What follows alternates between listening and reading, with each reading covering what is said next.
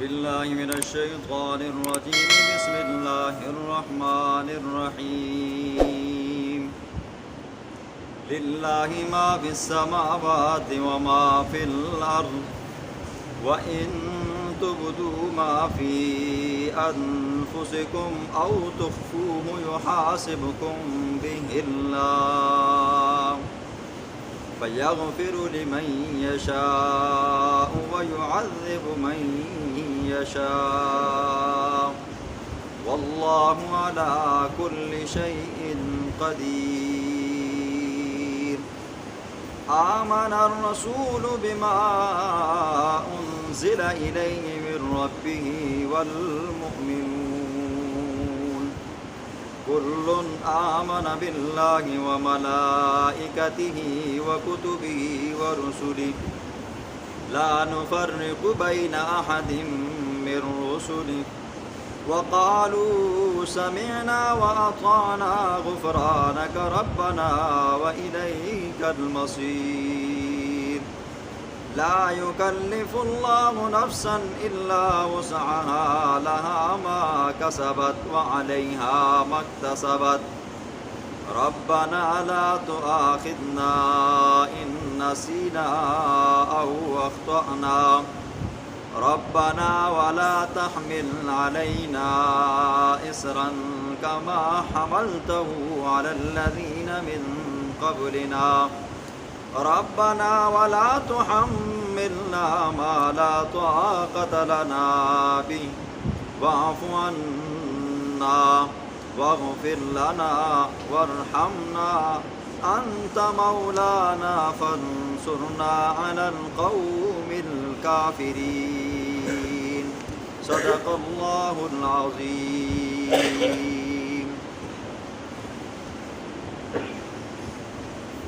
قرآن مجید کی سب سے بڑی سورت سورۃ البقرہ آج اللہ کے فضل و کرم سے اختتام ہے. اس سورت کے اندر اللہ رب العزت نے بہت سارے احکامات بیان فرمائے تھے. اللہ نے اس کے اندر توحید کو بیان فرمایا، شرک کو رد کیا، قیامت کا اثبات بیان کیا، مرنے کے بعد دوبارہ اٹھانے کو بیان کیا، نکاح کے مسائل بیان کیے، طلاق کے مسائل بیان کیے، رضاعت کے مسائل بیان کیے، جہاں تک کہ ہلکی پھلکی گھریلو معاملات ان سب کو بیان کیا. اب ناواقف بندہ، کمزور بندہ جب یہ درس سنا کرتا تھا اور جنہوں نے سنا تو دل کے اندر بڑا کھٹکا ہوتا تھا، یہ کام بھی بڑا مشکل ہے، یہ کام بھی بڑا مشکل ہے. سود کے احکامات تھے، جن لوگوں کو پتہ نہیں تھے وہ کہنے لگے استاد جی یہ چیز بھی بڑی سخت ہے. اور اسی طرح رہن کے مسائل تھے تو کہنے لگے ہاں جی یہ مسئلہ بھی سخت ہے جی. اسی طرح طلاق کے مسائل تھے اور کچھ لوگوں کو پتہ نہیں تھا کہ بھئی طلاق کی بھی عدت ہوتی ہے، انہوں نے کہا یہ تو بڑا ظلم ہے جی عورت کے اوپر. تو آج اللہ فرماتے ہیں کہ پریشان مت ہونا ہے جی، کیونکہ یہ جو احکامات اللہ نے نازل فرمائے ہیں اللہ نے بڑی حکمتیں رکھی ہیں جی. وہ اللہ ہیں نا جی. اللہ فرماتے ہیں للہ ما فی السماوات و ما فی الارض، یہ زمین و آسمانوں کی جو بادشاہت ہے یہ تمہارے رب کی ہے جی. فیغفر لمن یشاء و یعذب من یشاء، اللہ جیسے چاہے گا بخشے گا، اللہ جیسے چاہے گا عذاب دے گا. آج اللہ رب العزت اس درس کے اندر 3 چیزیں بیان فرمائیں گے. پہلی چیز کہ بندے کے دل کے اندر جو خیالات آتے ہیں، آیا کون سا خیال، کون سا وسوسہ ہے جس پر اللہ پکڑے گا دن قیامت کی. اور دوسری بات اللہ یہ بیان فرمائیں گے کہ معراج کی رات اللہ نے اپنے محبوب کو وہ خاص تحفے کون سے دیے تھے. اور تیسری بات اس درس کے اندر یہ بیان ہوگی کہ امت مسلمہ کی خصوصیات کیا ہیں. آج کے درس میں یہ 3 باتیں بیان ہوگی. پہلی بات کہ اللہ فرماتا ہے ان تبدوا ما فی انفسکم او تخفوه یحاسبکم بہ اللہ.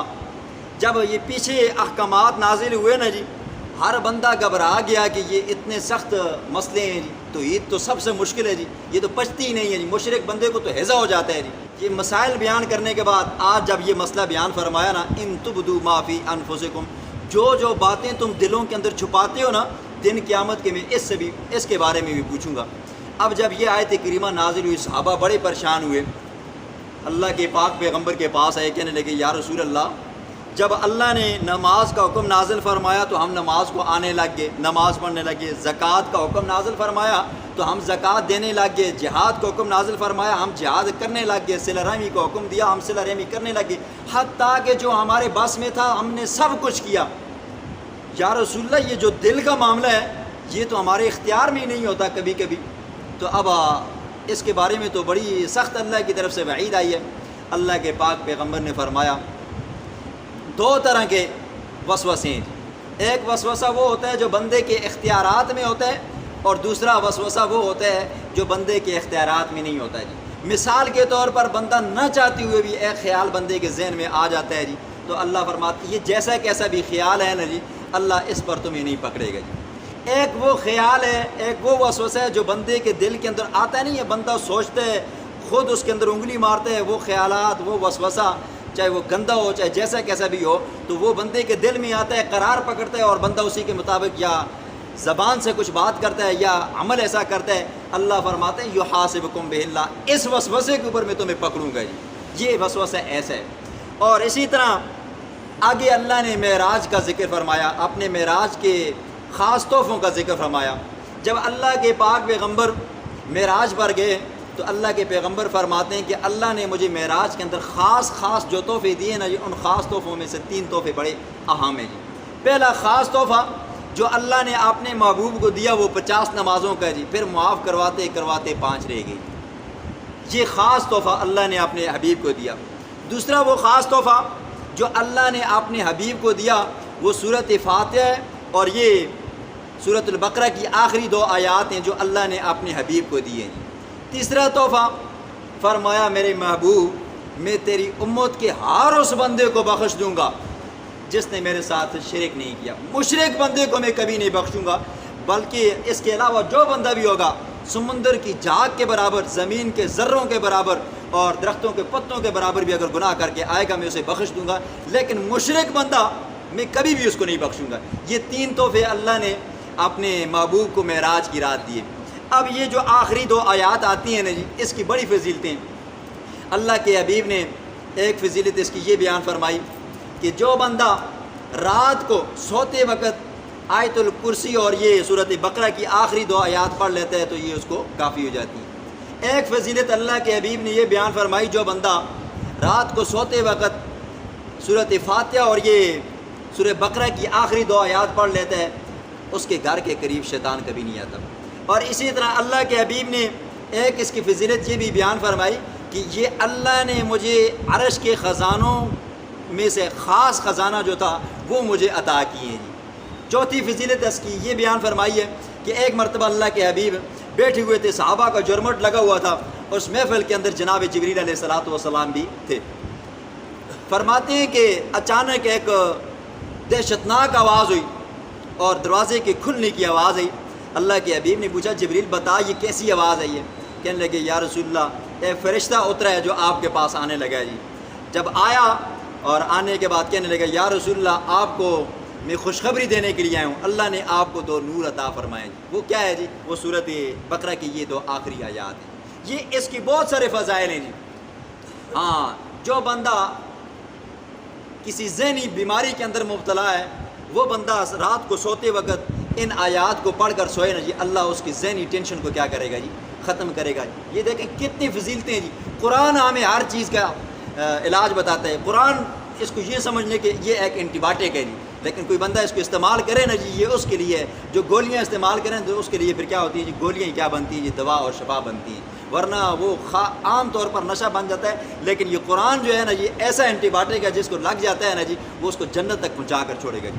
تیسری اللہ نے امت مسلمہ کی خصوصیات بیان فرمائی ہیں کہ اللہ نے اپنے پیغمبر کو جو امت عطا فرمائی اور پھر اللہ نے جو ہمیں محبوب عطا فرمایا اپنا، اس کی بھی اپنی شانیں، لیکن اس امت کی شانیں اللہ بیان فرماتا ہے۔ دیکھیں ایک وہ امتیں تھیں جن کے اوپر اللہ نے کیا کیا تھا؟ زبردستی احکامات نازل فرمائے اور ان کو کہا کہ یہ تم نے کرنے ہیں جی۔ آپ نے پہلے پارے کے اندر سنا ہے جی، بنی اسرائیل کے لوگ یہودی وہ کیا کرتے تھے جی؟ احکامات کے اندر اونچ نیچ کرتے تھے، باتیں بناتے تھے، کام نہیں کرتے تھے۔ اللہ نے کوہ طور ان کے سروں کے اوپر اٹھایا، مانتے ہو کہ نہیں مانتے ہو کہ میں تمہارے اوپر کرا ہوں جی؟ یہ ہے پھر اسی طرح دیکھو اللہ نے ہمارے اوپر کوئی مشکل نہیں ہے، لا اکراہ فی الدین قد تبین الرشد من الغی، دین کے اندر داخل ہونے میں کوئی سختی نہیں ہے، دین میں داخل ہو گئے ہو اس کے بعد پھر قانون کی پاسداری کرنی یہ تمہارے اوپر لازم ہے۔ اسی طرح پہلی امتوں کے اوپر یہ مثال کے طور پر نماز ہے جی، نماز کبھی معاف نہیں ہے جی۔ ہماری امت کے اوپر اللہ نے فرمایا کہ تم جہاں چاہو جس جگہ پہ چاہو نماز پڑھ سکتے ہو، لیکن ان امتوں کے اوپر اپنی عبادت گاہ کے اندر نماز پڑھنی ضروری ہوتی تھی۔ اب وہ لوگ جب سفر کرتے نا جی تو وہ ایسے ٹائم پہ سفر کرتے کہ واپس اپنی عبادت گاہ میں اپنی مسجد میں پہنچ جائیں تو وہاں پر نماز پڑھیں، یہ ان کے لیے سختی ہوتی تھی۔ اسی طرح ان لوگوں کے اوپر صدقے کا گوشت یہ کھانا کیا تھا جی، جائز نہیں تھا جی، وہ صدقہ کرتے تھے، وہ باہر کھلے میدان میں رکھتے تھے اور آگ آسمان سے آتی اور صدقے کو جلا کر چلی جاتی، جس کا صدقہ قبول ہو جاتا وہ جل جاتا اور جس کا قبول نہ ہوتا تو چھوڑ کر چلی جاتی۔